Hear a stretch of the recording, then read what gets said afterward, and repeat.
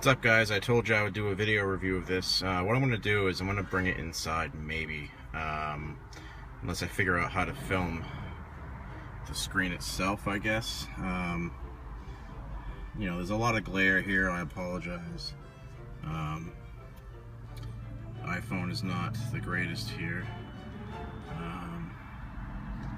You know, it's going to overexpose the background. But basically, this is the camera hooked up. As you can see, the wide field of view is pretty nice. Basically, the camera sees from my windshield from left to right, which is pretty cool. That means that if it's within view of me, not counting my windows, it's going to see it. Now, the camera, like I said before, I purchased mainly because it has the adjustable lens on the front. Obviously, owning a Wrangler, my windshield's a lot more vertical than most, so I can adjust it if I want to, which I like it there. I like seeing a little bit of the hood to keep things in perspective, which is nice. Now, the menu's pretty straightforward here. It actually came with this fancy-dancy remote,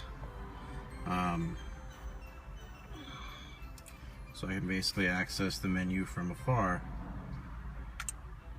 Now, I haven't figured out how to go up and down on it yet, and if you can't tell, your basic, now you guys can see. So if we do the menu here,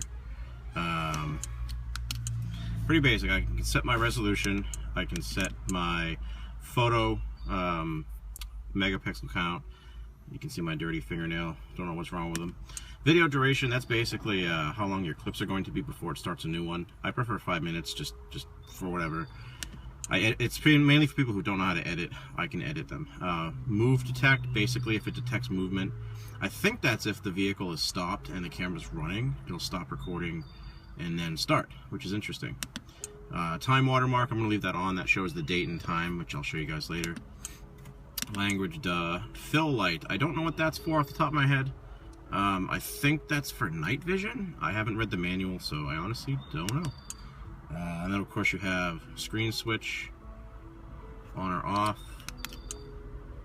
Basically, as it can say there, as it does say there, it's a timeout. I'm going to leave that off. I like having the video on. Shutdown timer, nope. Silent mode, nope. Key sound, yes. Park monitor, don't know what that is. I think that's if you're parked, it will shut off.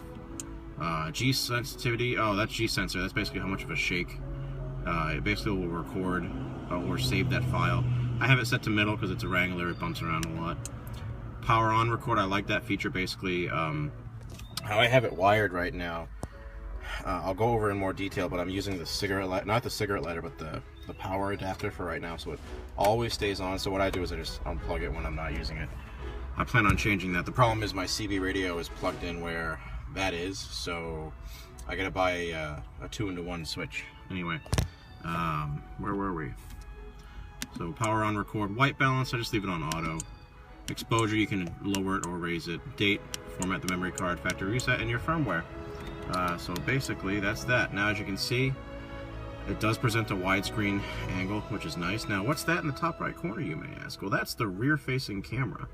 So when this records, it should record 2 separate video files, one for the front facing camera, one for the rear, which I like, and I believe there is audio off of both, because there were 4 leads going into the camera, positive, negative, positive, negative. But what's also cool is if I use the remote here, while I'm driving, I can switch from the rear only, the front only, or the front with the rear. That's pretty cool, alright?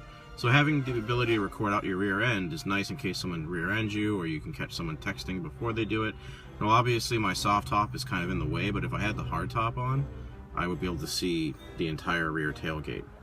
So let's switch back. And that's basically it. I can start the recording, I can turn the mic on and off, I can push this hazard button, which don't know what that does off the top of my head. Again, I haven't watched or read the manual. I can take a photo, right? And I can go in the menu. So let's start recording, right? I wonder if this will let me take a photo while driving. It will.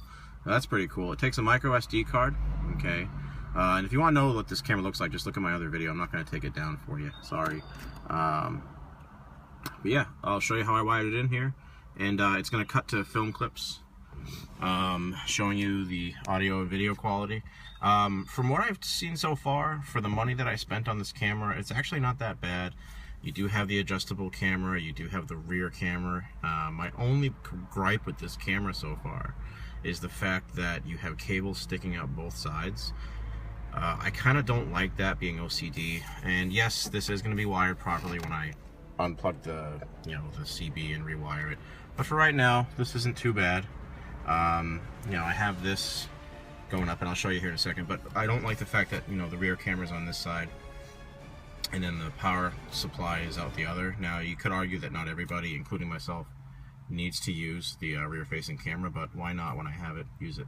So I'm going to show you how I wired this in. I'll be right back.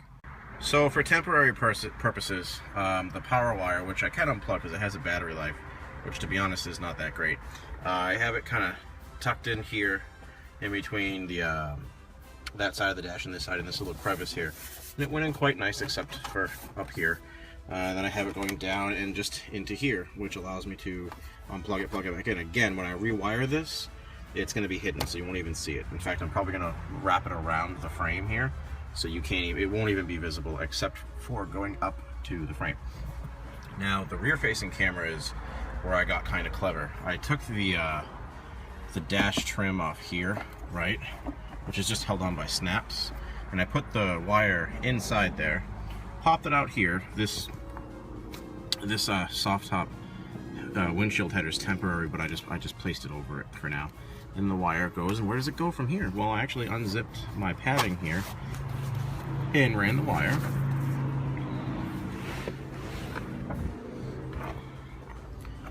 all the way back. Okay, flipped this doobly-doo, and also did the same thing for up top there. So now, and I thought about this for a little bit here. I put it there. Now, you can adjust it. I'm not going to touch it, but you can adjust it so it swivels up and down to get height. I thought about putting it on this guy here, or using my CB wiring and putting it here, but it's not weatherproof, and honestly someone could snatch it or it could get caught. So you saw in the video footage what it looks like. That's not bad. As far as I'm concerned, that's pretty solid. It's not going to get hit by the soft top. It's pretty much on there. It's not going to flop around. I've already tested it. It won't go anywhere unless someone really wants to get rid of it, and it's up out of the way. So that's how I have it wired. And you can see out the back of the Jeep, no problem. And the wiring is nowhere to be found except for where it terminates at the camera itself.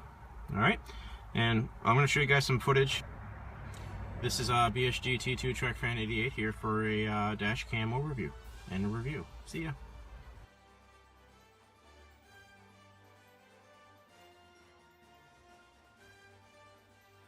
This is 1080p.